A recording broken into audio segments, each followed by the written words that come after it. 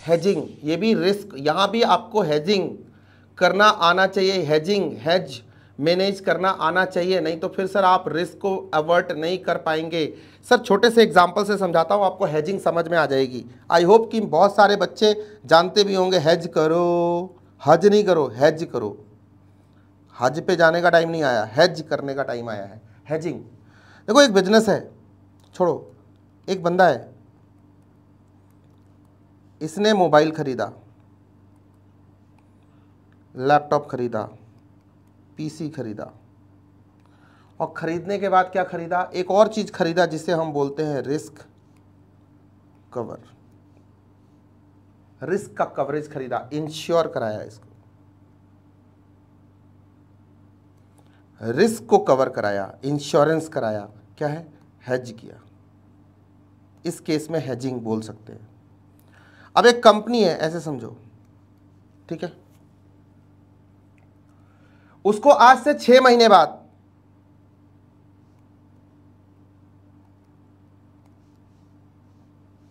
Funds चाहिए। Funds चाहिए किस लिए, से ब्रिज फाइनेंसिंग के लिए, छोड़ दो ब्रिज फाइनेंसिंग।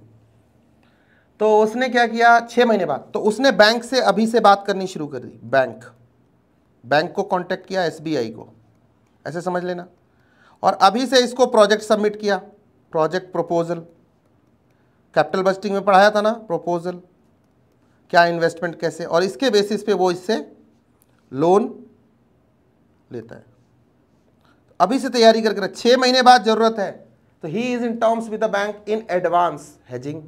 तो सर उससे उसने अपने रिस्क को कवर किया।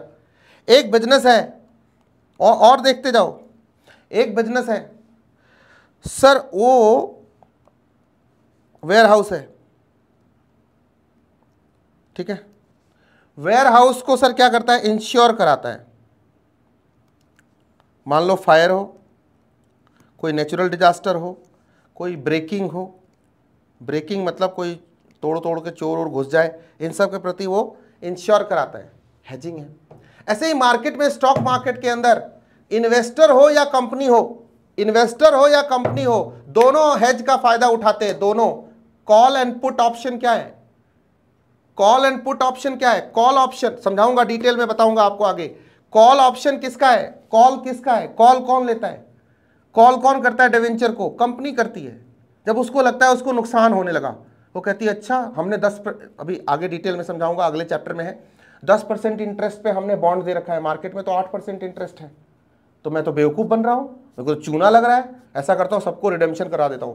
पहले ही कंडीशन डाली हुई है, कॉलेबल डिवेंचर्स हैं, बॉन्ड्स हैं, कॉलेबल बॉन्ड्स हैं, लो भैया सारे वापस करो, वापस कर रहा हूं मैं, पैसे दे रहा हूं, हमें वापस करो, और उसके बाद 8% वाले इश्यू कर देगा।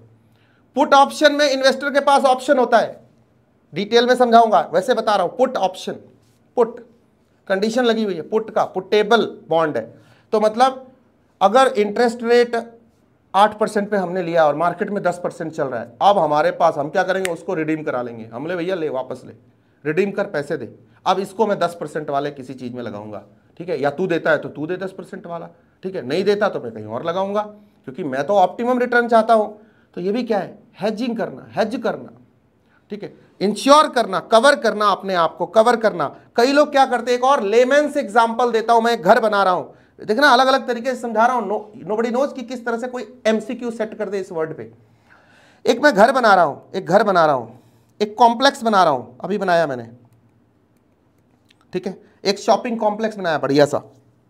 तो कॉम्प्लेक्स बनाया मैंने, तो मैंने क्या किया, मेरे भाई से मैंने बात करी, तो उसने बोला अभी ना मार्च का महीना चल रहा है, फॉर एग्जांपल मार्च मंथ में स्टील हो,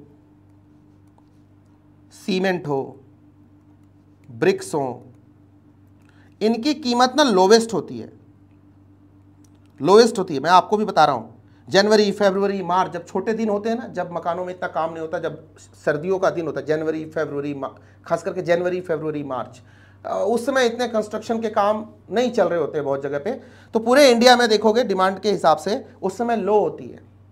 और जैसे जैसे बारिशों का मौसम आएगा, दिन बड़े होएंगे, काम ज़्यादा होएगा, तो डेज वर्किंग आवर्स ज़्यादा हो जाएंगे, तो क्या होता है, इनकी कीमत बढ़ने लग जाती है।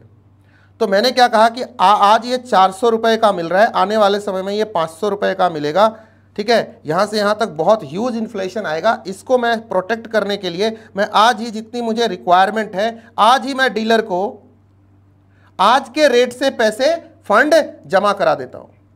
मैंने वो फंड जमा करा दिया, मैंने कहा भैया ये लो पैसे, अब हमारा बुक हो गया, अब आज की रेट में तुम मुझे दोगे आज से 3 महीने तक, क्योंकि पैसे मैंने तुम्हें एडवांस में दे दिए, तो मैंने बुकिंग करा ली। ये भी हेज है, बहुत सारे लोग करते हैं। ऐसे समझ में आ गया? किसी भी तरीके से तुम्हें समझ में आया? हेज समझ में आ गया।